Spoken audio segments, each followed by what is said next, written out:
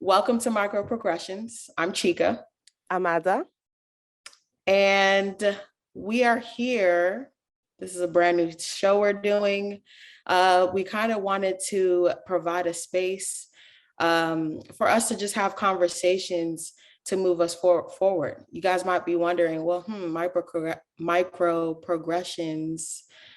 Yes, it's a play on words on microaggressions. We're all at this point familiar with what microaggressions are, but we want to be more positive. We want to be more optimistic. We want to have conversations that actually, again, move us forward, that actually lead to real change, real progress. So, and I think we both believe that one way to do that is through productive conversations. So we'll explain it a little more in the episode, but you know what? We're gonna just go ahead and jump into what we have for you all today. So first of all, I didn't even. How are you doing today, Ada? I'm good. I'm really good. Like before I jumped on this recording for our new show, I just finished a live YouTube whatever stream Uh-huh. with critical African thinkers. So it's a group that I collaborate with a bit now, and I really like them. I like their thinking. The person I think who found it is in Nigeria anyway, but I just Okay. like the way he thinks. He's really interested in American politics and Black people all over the world. And we were talking about the term people of color, and whether it was racist and whether it was useful. And it was just it's a dynamic conversation anyway. I didn't agree with everyone on the panel, like they Mhm. didn't agree with me, but at least we spoke, we gave our opinion. So yeah, I'm good. I'm feeling ready for this one. Well, I'm curious, what was your, I guess, response to the prompt that you guys were given, the people of color, is it racist? What did you think? Yeah, well, well, it has racist roots. Uh-huh. We know that factually. So whether I think it's racist or not, it's irrelevant because of the root of the word. The origin was basically created to distinguish slaves and people of mixed ancestry with, white people, and to make that distinction. So it does have racist origins. Does it mean it's necessarily racist now or said with racist intentions now? No, not necessarily. But I don't think it's needed. I don't think it's useful. I think it's very divisive. It puts one group of color, right, and then white people Mhm. in another group. But even further, And Asians now. yeah, which is exactly my next point. And deeper than this is that it's not even just people of color and white people, it's almost oppressed groups, sorry, marginalized groups in terms of being low on the socioeconomic scale versus people who are achieving economically doing well. So I don't like that. It's fine, we must have distinctions to see how we can support, how we can better people, but I don't like that the label of people of color is sort of this connotation of, well, let's address the inequality, if that makes sense. I don't like that people of color is the label that's being used. And obviously it creates this fake sense of solidarity, with the people of color in one group. Right.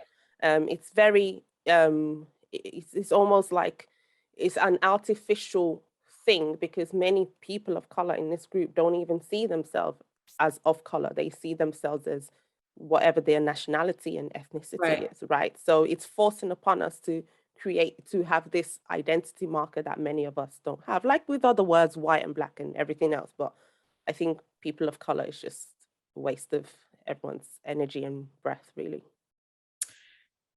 I mean, not this is not what we're talking about today, but I am, again, curious about, like, what I thought about that. I mean, for me, I thought it was just, it's a catch-all, right? Like, because what could you say? What could you say instead of people of color? I never really thought about it, so I don't know, but um maybe Every go Yeah, ahead. even its variations, BIPOC, and Oh yeah. yeah, I hate it. It's just even something like ethnic minority. I don't like these words. I may be an ethnic minority here, but I'm not you know, let's say my country, and it's just, it has wrong connotations to it. And Yeah. what do you mean ethnic minority? You mean my ethnicity is less than? Maybe some people have said it should be called minority ethnic. You know, there's Mhm. all these variations. I just, you know, if it didn't have wrong associations to these labels, I really wouldn't care. But the problem is that it does. Even white, being white, has political and social, right, you know, connotations of privilege, which not every white person believes. No matter how much you want to tell them that they're privileged, they're not in a place of privilege. I might be in a better place of privilege than many white people, or a lot of white people in this country, and yet I can't own that, and they can't. They can't. They're not allowed to um see that they're not privileged, or I can't find better words to use. Mhm. Yeah. I mean, yeah. I mean, no, I mean, We're again, really going off. no, I agree with you. I just wouldn't, like, when you're talking about um when you're trying to separate, like when you're obviously just having a regular conversation and you're trying to separate, I guess, white people from everyone else. I mean, I don't know. The whole thing is stupid because white people themselves are people of color. Like they have It's color. still a color, right? I mean, personally, for me, I think everyone is like different shades of brown. Every single So, human I on mean, this earth, it's, that's what I mean, it's political, right? yeah, It's a I false mean, artificial grouping for social movements and political purposes. yeah, just creates more So division. yeah.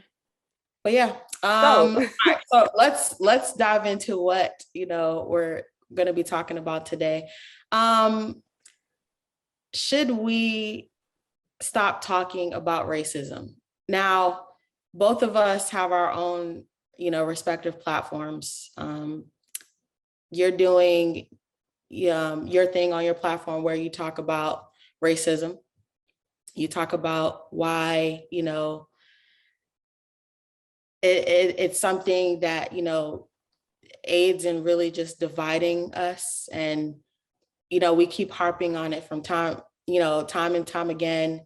And it's really becoming this very like circular conversation that everyone keeps having. And I, from time to time talk about it on my platform as well. But, you know, I guess why have we chosen to talk about it on our respective platforms? What do you think? Like, why did you choose to talk about it? Um, so I'll answer both. I think I'm speaking really not necessarily about racism, but more in terms of false ideas that we drag along with this, you know, topic area and field of racism. And you know, your question of should we stop talking about it, and you know, why does talking about racism create more racism, which is the title of this. And I don't think talking about racism is wrong. I don't think, you know, discussing inequalities, um, disparities, even racial disparities, you know, based on the terms and these constructs that we've made ourselves, right? It's not wrong. I just think that the issue comes on how we speak about it and how many people speak about it. And what I found over the years, especially being in the UK, not even, I mean, my time doing what I'm doing on social media, just even in my private world, what I've experienced is that there seems to be a regurgitation of pain and agony, you know, this energy that just oozes out of, you know, mostly Black people as well when they speak about racism.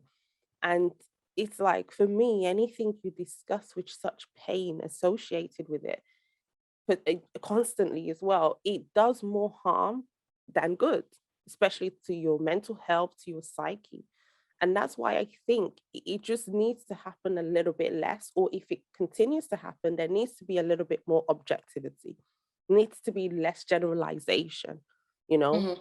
Otherwise, it's going to be more damaging. Even if you believe you are fighting for whatever you're fighting for, it becomes addictive. You know, we know, I feel like we living in a time where pain and trauma and victimhood is so addictive. And I was thinking about it. I was asking myself, you know, why is it addictive? And I don't know, I'm smiling because I'm going to talk about a cartoon. If anyone knows me, I love cartoons. I don't care. I don't care. I get it from my auntie apparently because she really loves cartoons. But there was a film called Inside Out. I don't know if you've watched it. It's a Yeah. cartoon with a blue-haired girl, Yeah.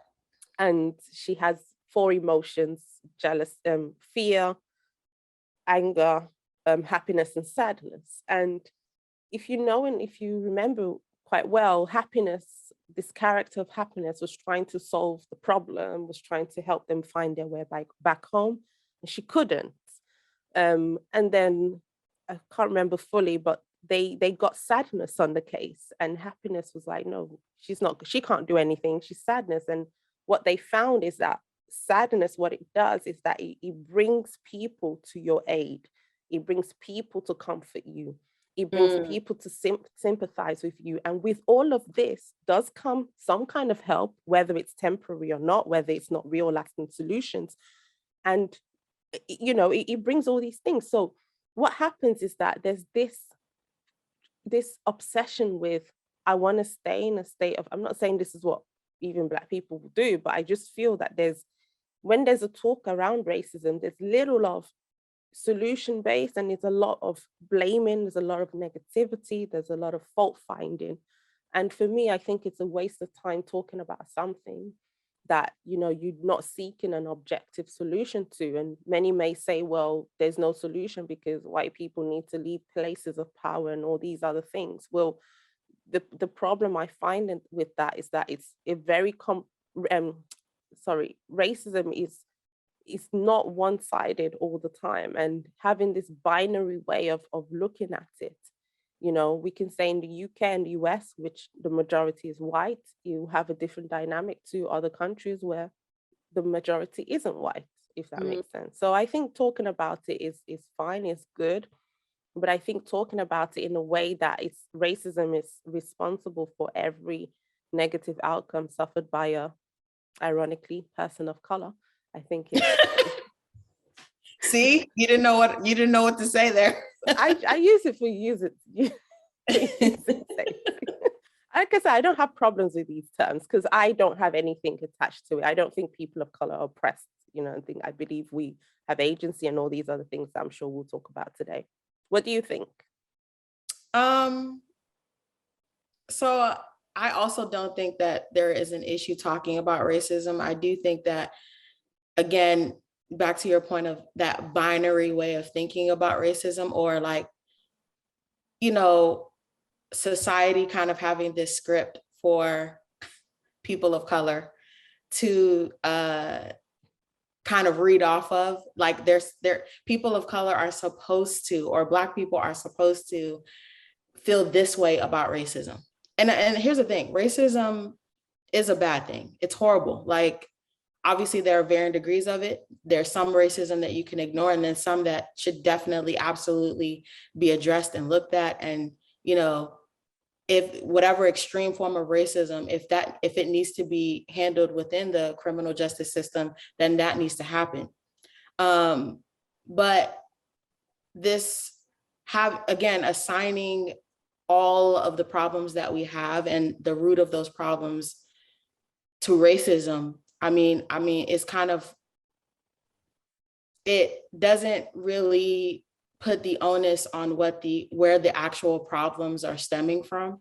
And most of the time, at least to me, in my opinion, I don't think that racism is the cause of all of the ills and problems in our society.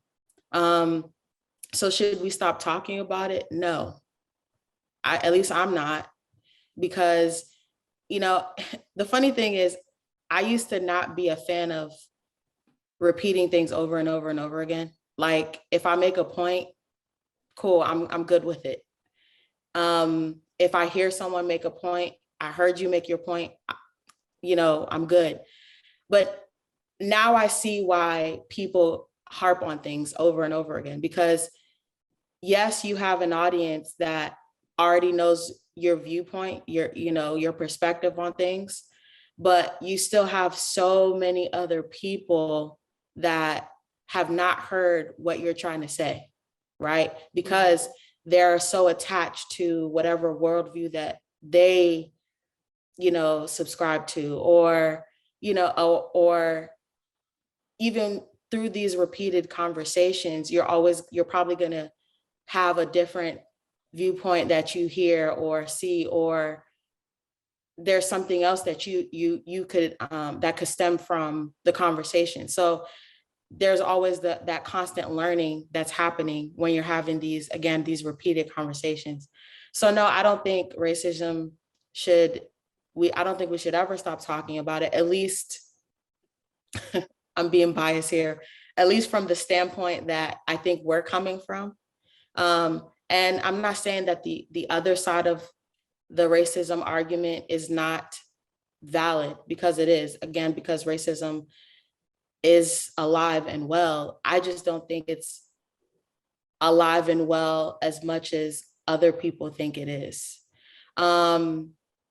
Which brings me to why, I guess, and I mean, obviously, Ada, you can speak for yourself, but why I'm choosing to be on this side of the argument when it comes to racism, on the side, again, where I'm not coming from like, oh, I'm oppressed, or, white people are the reason why I'm not succeeding in life, or I'm choosing not to be on that side. Well, obviously, because I'm not succeeding. I think I'm, pretty, I'm blessed, for lack of a better word. I don't believe, again, that racism is this thing that's running rampant and like keeping all of us down. I talk about racism the way I do because, quite frankly, I'm embarrassed by what I'm hearing on the other side of the argument. Because again, I just don't think that the problem is that pervasive. Again, I'm not saying that racism is not a problem. I'm not saying that it's not an issue, but I don't think, again, to your point, I don't think that it's this boogeyman that, society makes it out to be. So it's embarrassing. I'm really suffering from like some secondhand embarrassment. I'm exaggerating, but it is embarrassing seeing, people, especially people that are doing so well for themselves, continuing this rhetoric of like, well, racism is the reason why this, that, and the third is happening. I mean, it kind of spits on the graves of all the work, all the people that have done the work to get us to where we are right now. One person that comes to mind is Booker T. Washington. The other day, he has a book, Up From Slavery. And the other day I made a post and I was basically saying, we are the up. There are people out there that think that there is no up from slavery. Like slavery was our peak. Black people, they think that slavery peak was is in, what do you mean? the Peak is in the worst, or because peak, what do you mean? Sorry. The peak of, I guess, what we can, I mean, this is another conversation. I don't believe that slavery was an accomplishment. I mean, whatever purpose it was supposed to serve, I guess it was served. But to say that we can't, like there has been no progression further than where we were with slavery, that there is no, that's my interpretation of that phrase. Like when people say there is no up from slavery, like are you trying to diminish all the progress that has been made since then? Because we're certainly not where, we're certainly not suffering or having the same struggle as, Black people were going, all the suffering that they were going through back then. So to me, it's like, why are we trying to diminish, or why are certain people, because I'm not going to include myself in that conversation, why are certain people trying to diminish everything that has been all the strides that have been made since that time. And, you know, again, constantly trying to harp on the fact that slavery happened, Jim Crow happened, lynchings, all these other things, redlining, all these other things had happened. I mean, it doesn't really, again, I'm probably going to keep saying it, but constantly harping on it.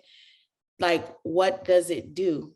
What does your anger, like all that anger, that pent up frustration, like, what is it doing to solve the problem that you believe that you're having? So yeah, that's why I choose to be on the other side of the racism argument. Like, I'm not, I mean, maybe I just have thick skin. I don't know. I mean, Yeah. I just don't think that it needs to be, it doesn't always need to be negative. Like, there are so many things that can be ignored. We don't have to interrupt every racist or things that, or everything that, every racist thing that we deem to be racist. We could just ignore things, or, you know, rise above. When you say ignore, you mean specific instances, not the Yes, not well, racism yes, in itself. specific instances. Like, if you're in a situation, like if a white person, for example, decided to call me the N-word, I mean, what's wrong with just laughing it off and walking away? Like, because and at that point, they're the ones that are showing their own ignorance. But you trying to respond to that is, that's what they're looking for, right? They're looking to rile you up, to make you look like a fool, when you could make them look like the fool by just ignoring those type of things. I think for me that is quite a specific instance of racism. Mhm. I personally, and I don't get so offended easily, but if someone called me the N-word, I probably I couldn't laugh it off, or I couldn't ignore it, because depending on the context, even if it's in a jovial way, which it depends on the context, but if it's in a serious derogatory intention, I don't think I could laugh that off. But I think in terms of ideas and concepts like microaggressions, like you mentioned, like people, I was reading a book called Microaggressions, actually, and by this philosopher or scholar called Dr. Wing Su. I hope I'm getting his name right. That might be a microaggression, but he was mentioning that you have to actively, and when I say you, anyone, person of color or person that's not of color, a white person, strange, we must actively seek out and look for these microaggressions. And that's when I would say, well, no, actually, and that's why I like the name of this show, which kudos to you to coming up with it. What I do anyway, is I like to look for, I don't look for microaggressions. Of course, if you are overtly racist to me, then we will have an issue. Right. But I don't think that saying my name wrong, asking me where I'm from, telling me I'm articulate, thank you, because I studied very hard. So if you tell me that I'm articulate, that's so good for me to hear. If you say that I'm articulate for Nigerian or Black person, we can have another issue. But if you just saying that you're an articulate person and people get up in arms, I don't personally relate to that. So I think Mhm. things like that is what needs to be, looked into, as if that's actually something that's, capable enough to weigh you down and keep you feeling, damage your psyche, which is what this scholar said. And he gave other very, in my opinion, just odd examples, like even he mentioned that because he would ask questions, he will conduct qualitative research, and he would speak to people and ask them, well, how have you experienced microaggressions? And it was things like, well, when I would sit on the bus, no one would want to sit next to me. And I'm just like, That sounds really? like a Like, personal problem. so many reasons, like, it's just so You think many. someone doesn't want to sit by you because of, like, you think racism is the cause, you the know way your skin color is okay. just things Yeah. like that is a bit like, Yeah, but in terms of why I'm on this side of racism, shall we say, for a start, I there shouldn't be sides, in my opinion, to arguments. There shouldn't be sides. You know, we've reached a place where everything is so polarized. And it's like instead of people having their own opinions, they're just blindly following narratives because it's what their so-called team is doing. But Hmm. the problem is with having sides and being on a team is that nowadays anyway, you can only be on one team. So, and I felt this very clearly when I started doing what I'm doing. Um, it's like I started, you know, bring talking against BLM. So it was like I couldn't have a tiny little bit of a different opinion. Otherwise, it was like, what? How can you be saying that? Why do you think this? I thought you were this, and but if you're saying this, you can't be this. And that's a problem with with being in a team. It's so limited, you know.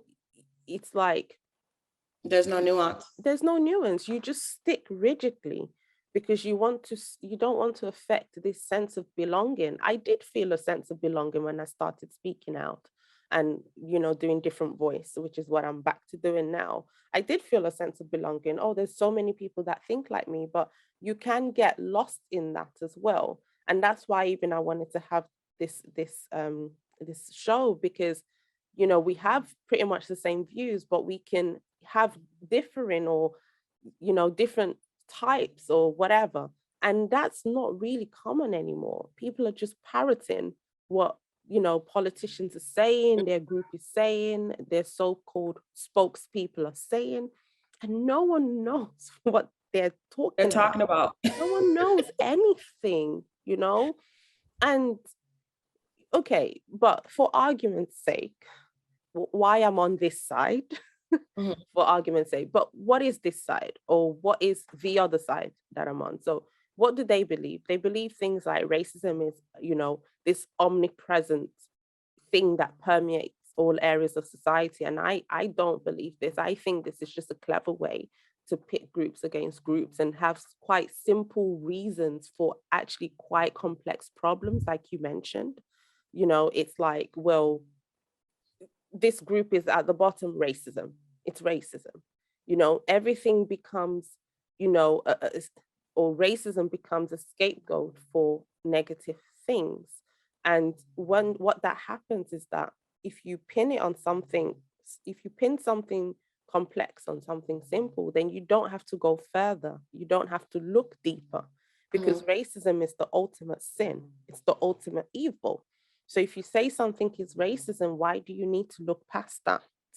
If we've established that high crime rates are racism, how dare you in fact look past that and look at other factors that make, even if those other factors are present, if racism is there, that's the reason, and that Mhm. must be removed. And if that's not removed, then you can talk about the other factors, but nothing's going to change. And I think completely the opposite. I think if you deal with the other factors, deal with the other issue, the first issue being the mindset of that unit, that individual, then it doesn't matter about this. Forgive me, I know people get offended, but whatever. People probably just get offended by the name. But yeah, this big boogeyman called racism can't affect you if your mindset is tight, if your mindset is just, you know what, you know what it is to have a good mindset. But that's missing. So because that's missing, even if there's no racism, you're lost. And you can blame it on racism all you want, but the real solution will never be found because of that. So I'm on the if that's that side, then I'm on the other side of that. I'm also on the other side of this collective, you know, grouping and this complete um dismissal of people's actual individuality and lived experiences. And I feel that's what sometimes this idea of racism does. It lumps people together against other people. And then if you because you know, then what happens is that you can it's not because it's not a definitive thing, it can change all the time. So being more specifically, it could be that Asians were on the back of racism, but now because of, let's say, their exceptionalism, because they're doing well on the socioeconomic ladder, actually they can't be on the back end of it. Really, They move them to the group of whiteness, and then it almost becomes whites and Asians against everyone else. Goalposts. Do you know what I mean? If the goalpost moves, there's no appreciation for the sub demographic groups, the specific cultures. There's no appreciation of that. It's just a binary thing of those who are committing the racism and those who are feeling the brunt of it. So that's anyway what I'm on the other side of. And actually, lastly, what it does is that it has this critical race theorist kind of mentality of seeing everything with a racial lens. And the example I always give is George Floyd being killed became white supremacy killing Black victim again. Whereas what we see, people who don't have that over sensitive, racialized, hyper racialized viewpoint see a Black, not even a Black, just a man being killed by a police officer abusing his power. And the thing is, racial terms are so weaponized that if you flip, I was talking to my friend about this and we even started laughing. If you just change the names of these racial terms, because most of the headlines said white police officer, right, kills Black man. So I said to him, what if the headline said something like Polish police officer kills Nigerian? Would it have the same political outrage? Of course not. Emotionalism attached to it? No. So everything, this social construction that everyone keeps talking about, it's so contradictory because many people on the other side of the racism argument feed into it. What you should stop doing, and by the way, if you didn't know, I'm sure you did, but even his niece, George Floyd's niece, was shot. Oh, I heard. Yeah, I heard about that. But guess what? He was shot by a gunman. And I'm sure we'll find out that he was likely a Black man because the easiest way to know the race of the person is if they don't say the race, it's not a white person. But yet, why couldn't it? We got this propaganda thing on lock. Why couldn't it have been the same case when the police officer killed George Floyd? Police officer. Why did it have to be white police officer? Why now is it gunmen and not? You know why? We know why. So that's why I'm on this side of the argument. I mean, everything you said makes sense. I agree with everything you said. I just, I think it's politically correct also as just Black people, Black women, to be on the side of, racism did it. Racism is the reason why I'm not this or I'm not that. So, respectfully, I'm not politically correct. I don't want to be. I just want to be able to say whatever I have to say. And if it ruffles a couple of feathers, so be it. And if it doesn't, then more power to you. But, I'm not here to coddle anybody. I'm not here to, listen to, oh, well, this happened to me because of this white person or this white adjacent person. I'm not here for all that. I just, and it's not that I can't be empathetic to, if I feel like you have a legit story there, like you have something actually happen to you that, does give you reason to be this outraged. Okay, yes, I'm gonna hear you out because I'm not a heartless person. But when I hear certain things pertaining to racism and what it's done, I'm just. Do you have any examples that you can think of? Of anything that was said to be racist, and it's like. No, so here's that's the thing. A lot of things that people think are racist, I just don't. I just think, okay, for example, like for some reason, Black people, again, and I'm using Black people because that's who I've heard say it. It's probably, other people from other different races have probably said this as well, but I've heard it specifically from Black people. Black people have this idea that white people can't comment on anything that happens in the Black community. They think when they do it, it's seen as racist. I'm just like, what? Why? I mean, if something happens anywhere, anyone should have the right to Freedom. comment on it. Mm-hmm. Like if they're seeing it and they have an opinion on it, they should be able to voice, even if whether it's in closed circles, whether it's on, publicly, they should have, they have that right to speak on what it is that is happening. And, Black people for some reason think that when white people do that, they think, I mean, they just think that they have absolutely no right, that's not their place. They need to stay out of Black folks' business. And I'm just like, I don't see it that way. Because to me, whether you're a part of a certain community or you're not, like, I feel like you can learn from pretty much anybody, even if it's somebody that you dislike, even if it's someone that you feel like might be oppressing you. They could be saying something that could benefit what you're going through. So why wouldn't you? I mean, you do yourself a disservice when you don't listen to people that, have a different perspective, that are on the outside of, because you're refusing to take a step back to actually see the bigger picture. Well, they can see at least they can see the picture a lot bigger than you, because they're not immersed They're in not emotionally attached. They're not emotionally attached. Exactly. So why wouldn't you want to see what they're trying to say? I was just smiling because when you mentioned your oppressors, I don't know what exactly you said, but it was just funny because, they're meant to be this so-called oppressive group. Mm-hmm. And yet I say we, whatever, I don't, but let's just say we bully them. We are the ones, I say we, but I don't mean me and you personally, but mm-hmm. Some demographic groups bully these so-called oppressors, tell them that you can't speak, dox them, hound them, go to their houses. I would, if I really believed someone, was my real oppressor, I don't, what kind, unless there's a new definition of oppressor, I don't know. But it's just very ironic that the so-called, it's just crazy, the so-called oppressed groups. I get, yes, you anger bubbles over and you can't, I'm not talking about this. I'm talking about the day-to-day, bullying. I mean, the things that they say. I know, and like, get away with.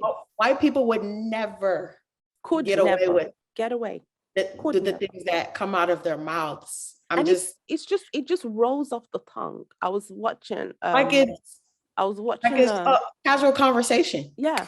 I was watching because I'm trying to understand the minds of Black supremacists, like real ones, mm-hmm. ones that believe that those who don't have melanin are defective and, and all these kind of things. And it was a 3-hour lecture of just white people this, white people that, white people this. And then you have the odd, but it doesn't mean you should hate white people, but white people this. And she did a mathematical equation of why white people are, evil, and why it's white people against everyone else. And it was just very, Chika, I was watching it and I just felt so much hate, and like I said, she wasn't there like, white people. It was just so casual. And if I heard a white person saying it about Black people, I would be mortified.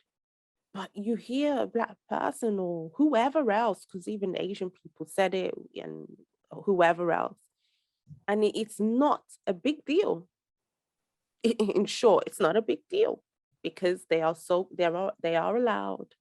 They've been under the oppressive hand anyway. So they're allowed to express their grievances in such a disrespectful, racist way, because all of that is racism. That the bullying, that's racism. You telling white people that, oh, you don't mind if there's a white genocide? Like, come on. Like, you can't say stuff like that. Like that, Yes. that in itself is racism. And all of these people trying to say that, oh, you know, white people can't experience racism, or Black people can't be racist because of what is this new definition that they're trying to push? The power structure, the power dynamic. Get the hell out of here with that. Stop. And Like, no, all of us, me, you, everybody has the capacity, is susceptible to racist tendencies. So enough of all that, but go ahead. and it's you know, at this moment in this segment, we probably sound like, you know, defenders of white people, and we're going to go into that next. I'm a defender of good people. Whether Yeah. you're Black, white, I don't care what you are. If you're good, great, I'll defend you. But if you're just gonna be wreaking havoc and destruction, yeah, no, I keep that all the way over there. And the point is, look, I've said it before, if you have this ease about calling for the genocide of a group that you believe is against you, then what can stop you tomorrow from identifying me, like many people already do, as someone not part of their group? What stops you from having, you No, know, stop. Well, murderous, violent thoughts about me? what stops you from implementing it? What stops you What from stops you that? from executing those thoughts? So that's why, like, going back, I don't play teams. I don't play sides, you know, because like we can see now, I was on the side of Blackness when I was quiet, when I was, you know, playing, playing the field or whatever. But as soon as I started saying, hold on a second, I was still the same Black. My color didn't change, but I wasn't part of the group anymore. So I don't buy into this, you're a defender of this or that. Like you said, exactly that. I'm a defender of good people, even though that can be subjective as well and changes, whatever. But people with common sense, people who are decent, I can have the strongest views I can have, and you can have your views. Like many people I have today who are on the other side of the argument strongly, but we get on, we talk, I have friends like that. But when it comes to, rightness, you stay in your place, I stay in my place. Don't enforce, as long as you're not enforcing or, tampering with my way of life. Anyone can have any views they want. But like I said in the beginning, it's become so vitriolic. It's become so hateful, and that's why I think the skin color is just the easiest way to identify they're not on my team or they are on my team. Obviously, based on, there's been some historical context as well. I get all that. But we are talking about 2022. We're talking about today. And most importantly, we cannot be using the past, as a reason to continue certain mentalities today.